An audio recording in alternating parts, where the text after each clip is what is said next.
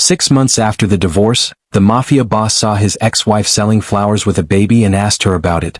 But moments later he realized that life could change in ways he had never imagined. That morning he was driving through the city streets in his black armored car, his mind crowded with the usual business matters, the endless phone calls, the threats, and the deals that never seemed to end. For someone who controlled a world of fear and power, he was used to being in control, but somehow as he drove past a small, quiet street near the old market, something caught his eye and made him slow down.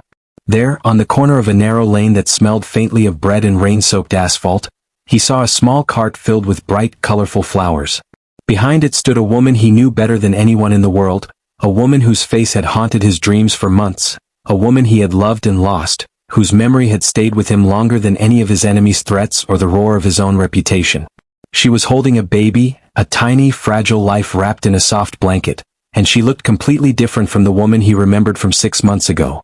Her eyes, once full of defiance, now carried a quiet strength and a subtle sadness that made him pause as his heart unexpectedly twisted inside his chest. He stopped the car, not even thinking about the people walking past or the traffic that honked impatiently behind him, and stepped onto the wet pavement.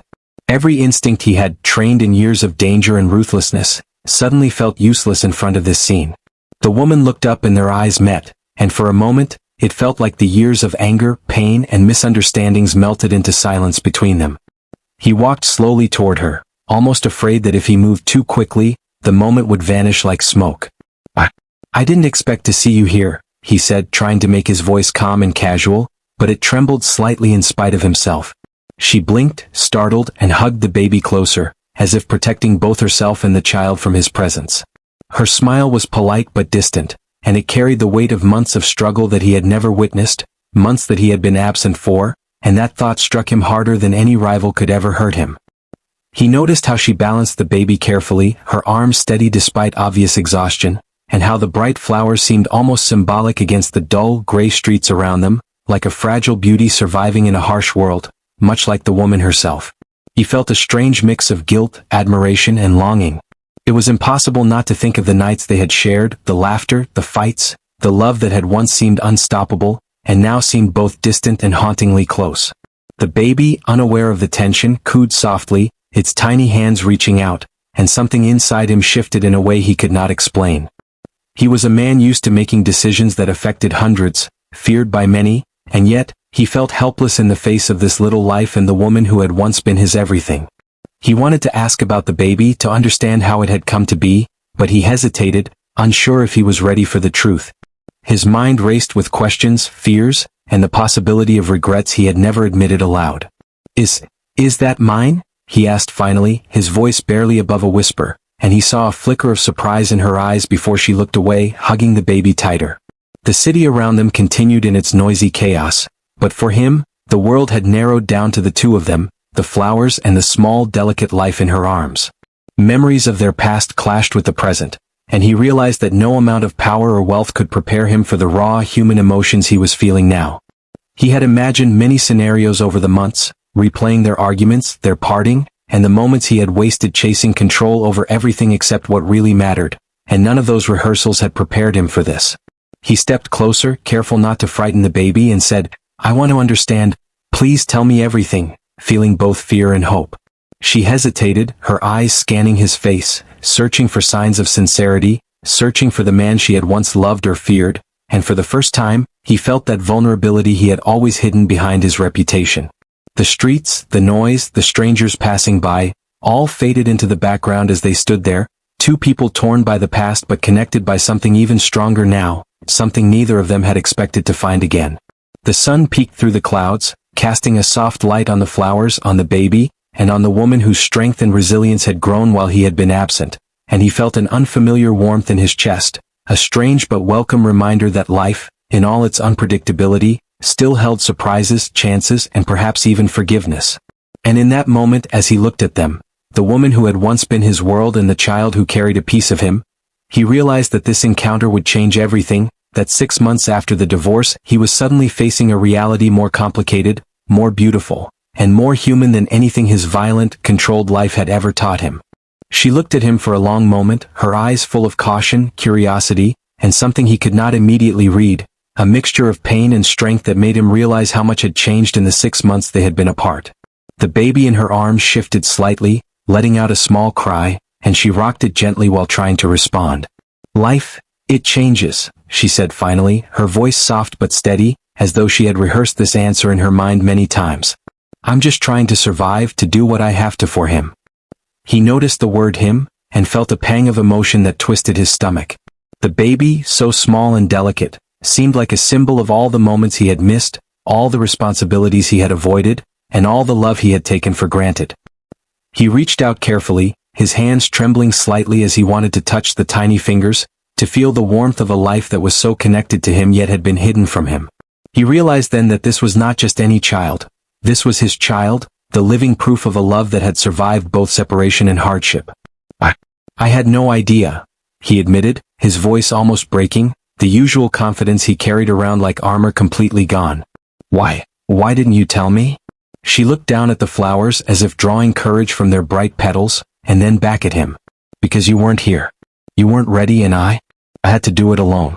I had to protect him, protect myself, and survive," she said, her voice tight, trembling slightly despite her effort to remain composed.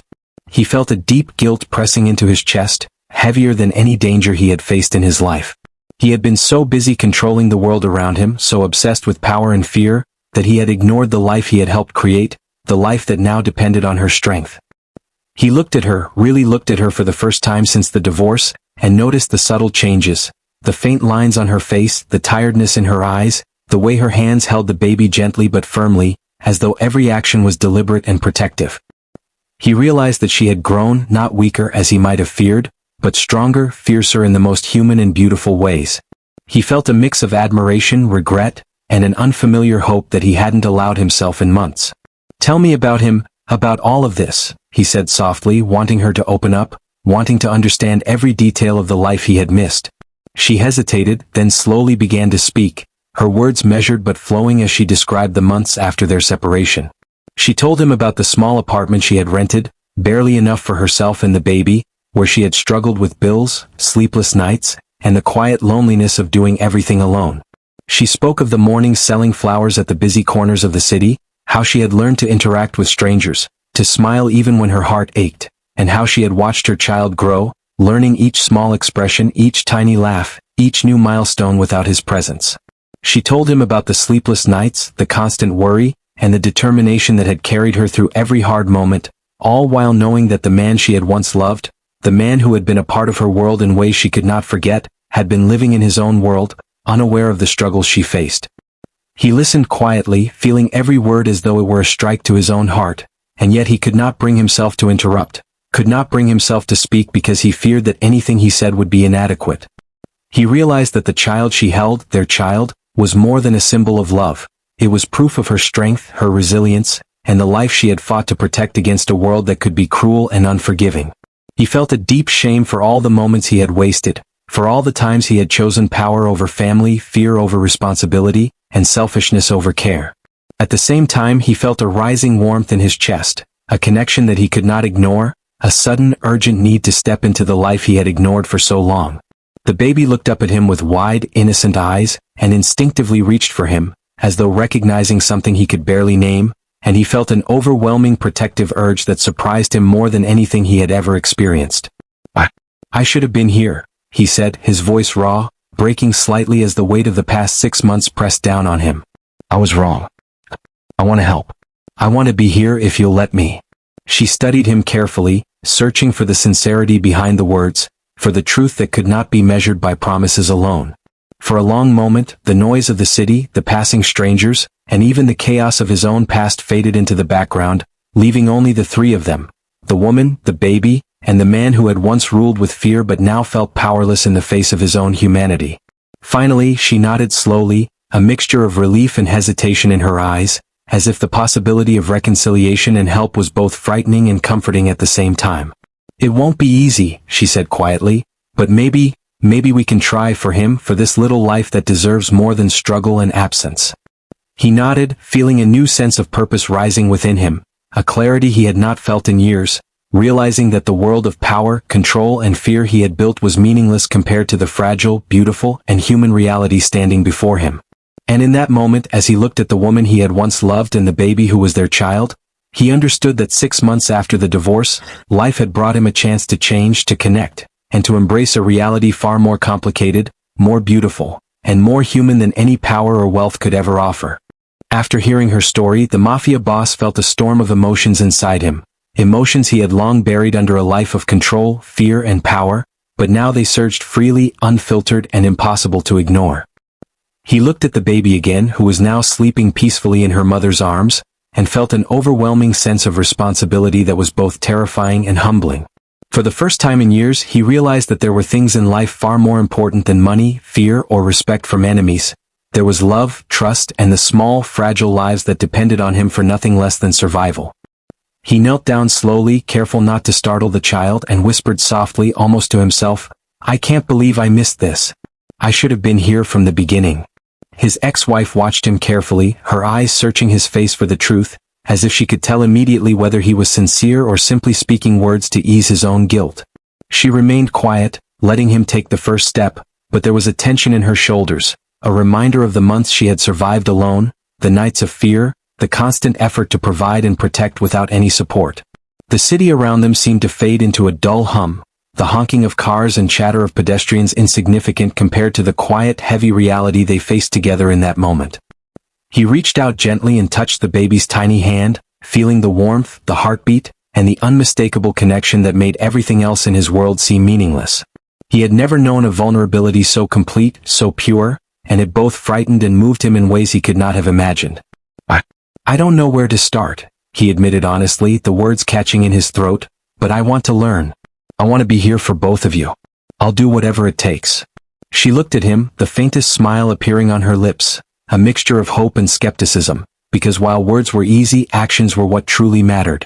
She told him that rebuilding trust would take time, that forgiveness was not something given lightly, and that the baby's well-being always came first, which made him nod in understanding.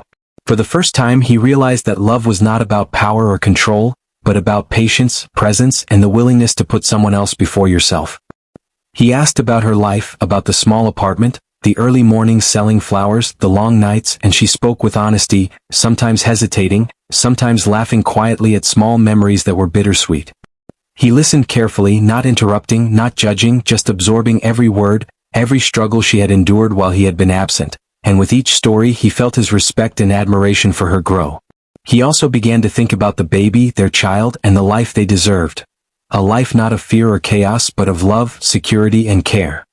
He promised quietly to himself and to her, that he would do everything in his power to provide that, not with money or influence, but with time, presence, and the commitment he had never given before. She watched him closely as he spoke, her eyes reflecting a mix of relief and cautious optimism, because she could see that he was sincere, that the man standing in front of her, once consumed by power, was capable of change and perhaps even of being a good father. For the first time, she allowed herself to imagine what life could be like if he truly committed, if they worked together, not as lovers bound by passion, but as partners bound by responsibility, love, and shared purpose. They spoke for hours about small things at first, the baby's needs, the city streets, her flower cart, and gradually about bigger things, their past, their mistakes, and the dreams they had once shared. He realized that this conversation was not just about reconciliation. It was about understanding, about learning how to live differently, and about accepting responsibility for the life he had helped create. There was no dramatic declaration of love, no sudden bursts of passion, just a quiet, steady acknowledgement that life had changed, and they both had a chance to change with it. He began to make plans quietly, thinking about how he could help her, how he could be there without overwhelming her, how he could slowly rebuild trust while proving that his presence was real and lasting. She, in turn, began to feel a sense of hope she hadn't allowed herself to feel for months, the hope that they could navigate this new life together, that their child could grow up with both parents who cared, loved, and protected him. And as the sun began to dip behind the buildings, casting a soft orange glow over the city streets and the flower cart, he felt something he had not felt in a long time: peace. It was not complete, not yet, but it was a start, a fragile beginning that promised that life, even after pain, could offer moments of clarity, love, and the chance to do things right. 6 months after the divorce, the Mafia Boss was learning the meaning of responsibility, forgiveness, and presence in ways he had never imagined, and he realized that sometimes, the greatest power a man could have was not over the world, but over himself, over his choices, and over the willingness to be present for the people who truly mattered.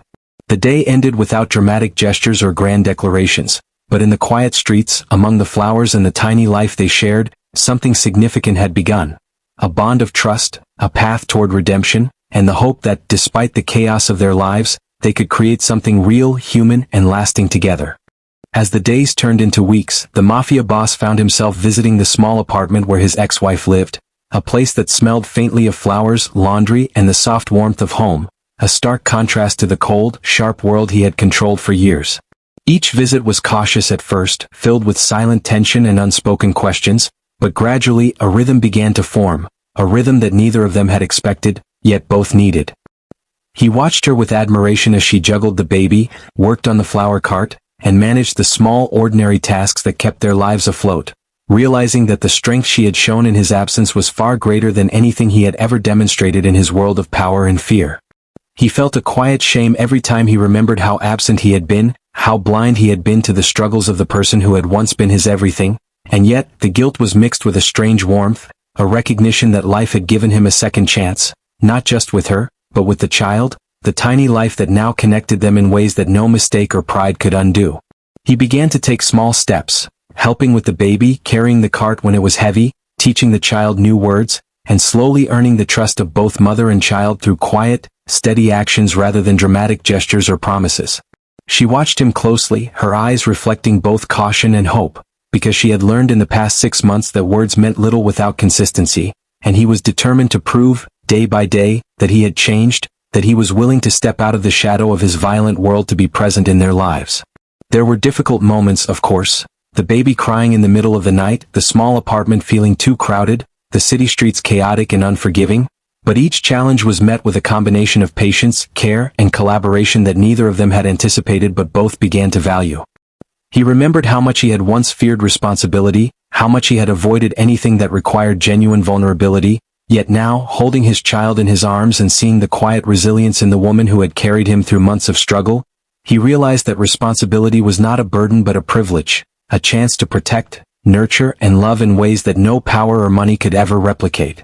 She began to smile more openly around him, a cautious but real warmth, and he found himself anticipating her presence, craving the quiet laughter they shared when the baby did something small and delightful, enjoying the ordinary, beautiful moments that had once seemed so insignificant to him in his life of danger and control. One afternoon, as the sun cast golden light through the small window of the apartment, he watched her arranging flowers in a simple vase while the baby crawled near their feet, giggling and reaching for a fallen petal, and he felt a profound sense of peace, a peace that he had never known in the chaos of his old life. He realized that love and family required effort, patience, and humility, and that true strength was not measured in fear or dominance, but in the ability to be present, to admit mistakes, and to support those who depended on you. He began to take pride in the small victories, the baby taking his first steps while he clapped and cheered, the flower cart thriving under her management with his quiet help, and the moments of shared laughter and tenderness that began to fill the apartment with a warmth that had been missing for years. His ex-wife noticed the change too, not just in his actions, but in the way he carried himself around the baby, in the way he listened without judgment, in the way he offered help without expecting praise. Slowly, she began to let herself imagine a future that included him, not as the dominating, feared man he had once been, but as a partner, a father, and someone willing to embrace vulnerability for the sake of their child. They spoke more openly about the past, acknowledging mistakes, regrets, and misunderstandings, but without letting those moments dominate their present. They learned to communicate, to compromise, and to prioritize their child's happiness above pride or resentment. 6 months after the divorce, their relationship had evolved into something deeper, steadier, and more authentic, built on mutual respect, care, and a shared purpose that neither could have imagined during the height of their past conflicts. One evening, as they sat together watching the baby sleep peacefully, the Mafia boss realized that life had given him a rare gift, a chance not just to reclaim what he had lost, but to build something better, something real and lasting. He felt gratitude not just for the child or the woman he had once loved, but for the opportunity to transform himself, to step out of the world of fear and dominance he had once known, and to embrace a new life that was simple, human, and profoundly meaningful. The streets outside were busy, the world continued in its usual chaos, but inside that small apartment filled with flowers, warmth, and quiet laughter, they had found a sense of home, connection, and love that neither time, distance, nor hardship could destroy. And as he held the baby close, feeling the tiny heartbeat against his chest and the small, trusting hands clinging to him, he understood that 6 months after the divorce, he had discovered the true meaning of family, redemption, and what it meant to love without conditions, to protect without fear, and to finally, completely, embrace the life he had once taken for granted.